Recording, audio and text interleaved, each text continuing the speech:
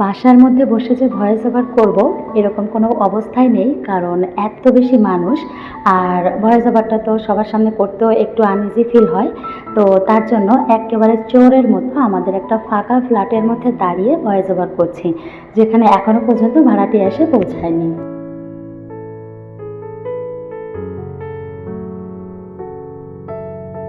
Hello everyone, আসসালামু আলাইকুম। কী অবস্থা সবার? আশা করছি আল্লাহ পাক আপনাদের সবাইকে ভালো রেখেছেন। আমিও মোটামুটি ভালো আছি। অনেকদিন পর বাসাতে চলে আসলাম, আর দেখেন বাসার কী একটা অবস্থা। সব কিছু একেবারে এলোমেলো ময়লা হয়ে পড়ে আছে। এলোমেলো বলাটা ভুল, আমার হাজব্যান্ড অনেক বেশি পরিপাটি মানুষ, তবে যেহেতু পুরুষ মানুষ আর আমি বাসাতে ছিলাম না, সব কিছু মিলিয়ে ধুলো ময়লা পড়ে গেছে, আর সব কিছুই এখন আমাকে ক্লিন করতে হবে। ছোট্ট ২ রুমের একটা ফ্ল্যাটের মধ্যে অনেক বেশি মেহমান চলে এসেছে, যার জন্য চাইলে ভয়েস ওভার করতে পারছি না। তাই চলে আসলাম অন্য একটা জায়গায়। অনেক কষ্ট করে আজকে ভিডিওটা করেছি, চুরি চুরি করে। আশা করছি আপনাদের ভালো লাগবে। যদি ভালো লাগে আমার চ্যানেলটিকে সাবস্ক্রাইব করতে পারেন। যদি সেটাও করতে মন না চায়, ছোট্ট বোনটা সামনে এগোনোর জন্য একটা লাইক অন্তত আপনারা দিয়ে যাবেন। আপনাদের একটা লাইক আমার জন্য অনেক বড় অনুপ্রেরণা। তো বাসাতে আসলাম। বাসা থেকে আসার সময় মোটামুটি মাছ, মাংস, বাজার ঘাট যা লাগে সবই নিয়ে আসা হয়। আর এসে দেখলাম যে ডিম নেই, তো ডিম এদিকে আনা হয়েছে। আর আশা করছি আপনারা সবাই ভালো আছেন, আমিও মোটামুটি ভালো আছি। তো আমার সাথে যেহেতু আমার একটা ননদ এসেছে, সে মোটামুটি অনেক কাজকর্ম করে গুছিয়ে ফেলছে। আমার বলতে গেলে তেমন কোনো কাজই করা লাগছে না। তো আমি টুকটাক যতটুকু কাজ পারছি ততটুকুই করে নিচ্ছি। আর সত্যি কথা বলতে আমার শাশুড়ি আলহামদুলিল্লাহ অনেকটাই সাপোর্টিভ।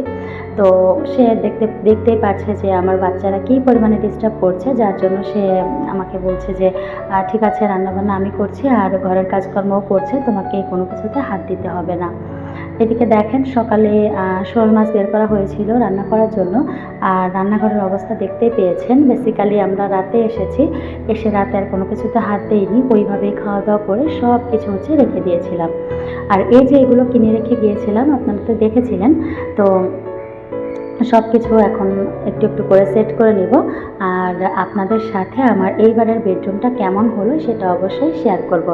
যখন আমার নতুন ড্রেসিং টেবিলটা চলে আসবে, মেবি 10 তারিখের মধ্যে চলে আসবে। তো টাকাটা ম্যানেজের উপর ডিপেন্ড করছে।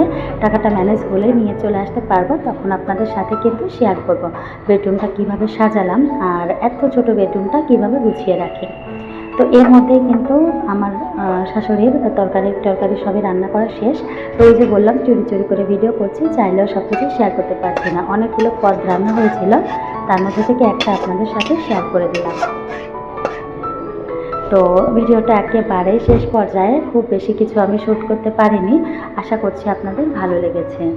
আর এত মানুষের মধ্যেও এত কষ্ট করে ভিডিও করছি, তার জন্য সবাই প্লিজ একটা করে লাইক করে দিয়ে যাবেন। আর এই যে দেখেন এদিকে আলু ভর্তা করার জন্য আমি শুকনো মরিচ ভেজে নিচ্ছিলাম। আসলে এক একজনের খাওয়া দাওয়ার স্টাইল এক এক রকম। তো উনি একটা দিয়ে খাবেন, দেখা যায় আমার ননদ ও আবার অনেক কিছুই খায় না, তারপরে আমি আবার অনেক কিছু বাড়িয়ে বাড়িয়ে খাই। সব কিছু মিলিয়ে রান্নাবান্নার মোটামুটি ভালোই একটা প্যারা যাচ্ছে। তো এই তো সকালের নাস্তা শেষ করে ও এদিকে থালাবাটিগুলো সব ধুয়ে রেখে দিচ্ছে। তো জানি না আজকের ভিডিওটা কেমন হয়েছে, অনেক কাটিং করে ভিডিওটি করা। যদি ভালো লাগে চাইলে একটা লাইক করতে পারেন, ছোট্ট বোনটাকে একটু সামনে এগোনোর জন্য সাপোর্টও করতে পারেন। আর সবার জন্য দোয়া থাকলো, সবাই ভালো থাকবেন, আমাদের জন্য দোয়া করবেন। আল্লাহ হাফেজ, আসসালামু আলাইকুম।